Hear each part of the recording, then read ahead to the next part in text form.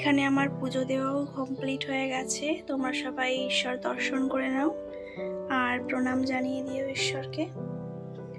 Hello everyone, welcome to my channel, welcome to another blog. আশা করছি সবাই ভালো আছো আর আমিও ভালো আছি। নতুন একটা দিন, নতুন একটা ব্লগ তোমাদের সঙ্গে শেয়ার করছি। ব্লগটা লাস্ট পর্যন্ত দেখতে থাকো, আশা করছি ভালো লাগবে। এখানে মা চালটা ধুয়ে রেখেছে, ভাত বসাবে তাই। আর এখানে দেখো সবজি পাতি কেটে ধুয়ে সব রেডি। এখানে এটা শুকতে হবে, আর কি হয় সেটা তোমাদেরকে পরবর্তীতে বলছি আমি। গুড়গুড়ি, এই গুড়গুড়িটা কি করছিস? ব্যাগের মধ্যে কি ঢোকাচ্ছিস গুড়গুড়ি?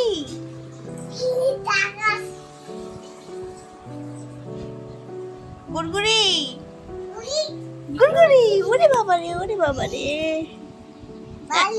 হ্যাঁ বালিশ। গুড়গুড়ি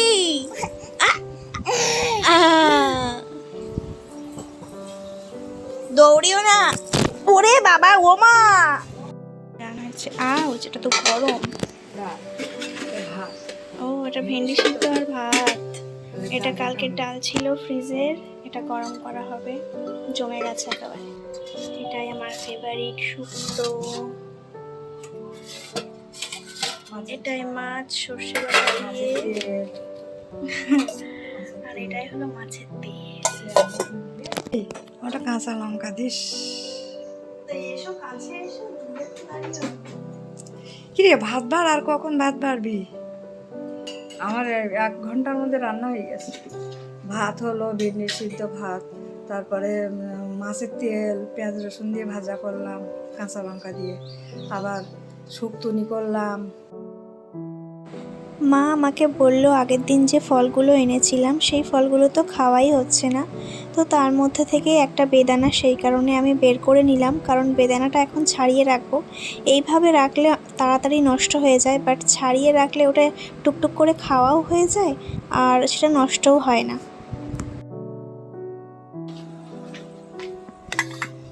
বেদানা ছাড়াও, বেদানা বেদানা ছাড়াও। আর কি কোনো ফল আনবো? কি আনবো? আনো, বড় মোসাম্বি আর একটা আনো, নাশপাতি কি আছে? ওকে। তুমি এই টক টক ফল কোথায় পেলে মা? ওরে অত টকটা এখনকার ফল টকটা সব এই মৌসুমিগুলো যা টক, তার কি বলবো তোমাদেরকে। আমি বুঝতে পারিনি। চলো এগুলো ছাড়িয়ে নেই।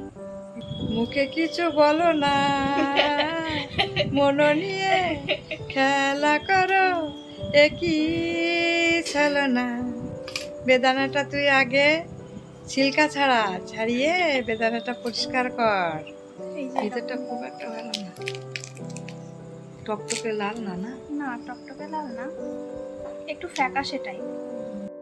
মায়ের বেদানা ছাড়ানো অলমোস্ট কমপ্লিট, আর আমি এখানে ফলগুলো কেটে ভালো করে লবণ দিয়ে নিয়ে আসলাম। আচ্ছা মা, তোমার যেই হেয়ার স্টাইল, সে বিষয়ে তুমি কিছু বলো। তুমি কিভাবে সামলাও, বা তুমি কিভাবে এটা বানালে আর কি? কোনটা? তোমার এই যে হেয়ার স্টাইল। এটা আমার পাগলি স্টাইল। পাগলি স্টাইল। মায়ের কত রকম রূপ ধারণ করে বলতো, তো এটা একটা। আচ্ছা, তো রাত্রে কি খাওয়াচ্ছ? রাইস। রাইস, আর দুপুরে যা তরকারি ছিল সেই তরকারি। ঠিক আছে, শুক্তনি তো খাওয়া যাবে না, শুক্তনি দিয়ে যেতে হবে। দোস্ত খাও দেখি, একটা মৌসম্বি খাও, তুমি যে মৌসম্বি এনেছো।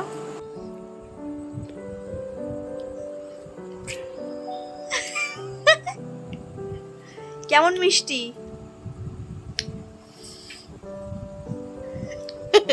টকর টকর মিষ্টি। ক্যামেরা যে অফ হবে সেই তুমি বকো আমায়। ছাপানোর কি করেছিস? ব্যবহার করেছি। কিরকম করে ব্যবহার করেছিস? ব্যবহার করতে সেগুলোকে ছিঁড়ে ফেলেছিস? তো ব্যবহার করলে জিনিস নষ্ট হবে না? নষ্ট করে কি করে? তার নির্যাসগুলো করে।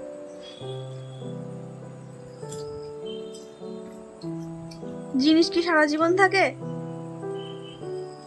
পেয়ে পেয়ে তোদের অভ্যাস হয়ে গেল না।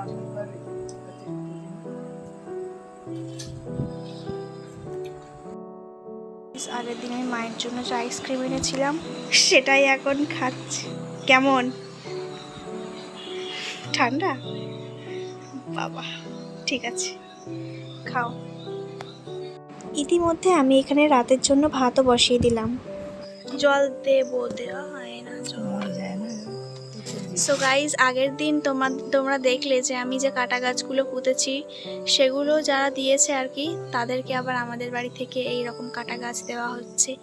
এইভাবে আদান প্রদান করা হবে আর কি। ওই যে দুটো ডাল অলরেডি মা ভেঙে ফেলেছে, আর দু একটা নাও। এরা এরকম শুয়ে আছে, তুই এতে একটু মাটি দিস, গোড়ায় মাটি নেই, বুঝলি? ঠিক আছে, মাটি দেবো। শুধু এরা অকালে বেঁচে আছে। ও মা, অত এ বাবা, বড় বড় এগুলো কেন নিচ্ছ? ছোট ছোট গুলো নাও।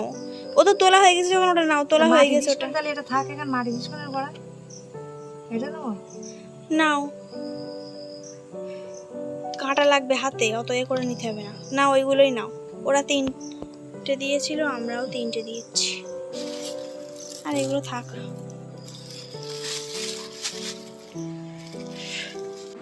মা বললো কিছু বড়া ভাজবে, সেই জন্য আমি কড়াইতে তেল দিয়ে নিলাম প্রথমে। কিসের চপ বানাচ্ছ এটা? এটা বানাচ্ছি আলু, পেঁয়াজ আর কাঁচা লঙ্কা দিয়ে। তোমার জন্য ডিমের অমলেট বানাতে হবে, সেটা তৈরি করি তাহলে। তো এটা হলো ডাবল কুসুমের ডিম। মায়ের জন্য এই ডিমটা অমলেট বানাবো। মা যেহেতু মাছ খায় না, ওই কারণে এই ডিমটার অমলেট বানাবো রাত্রে।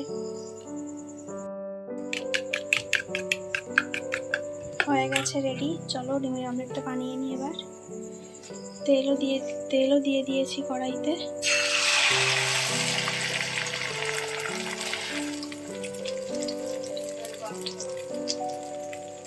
এই দেখো মা বড়া ভেজেছে, কি সুন্দর।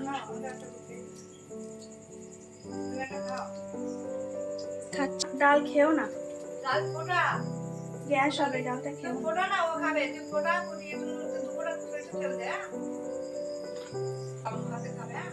ভালো হয়েছে।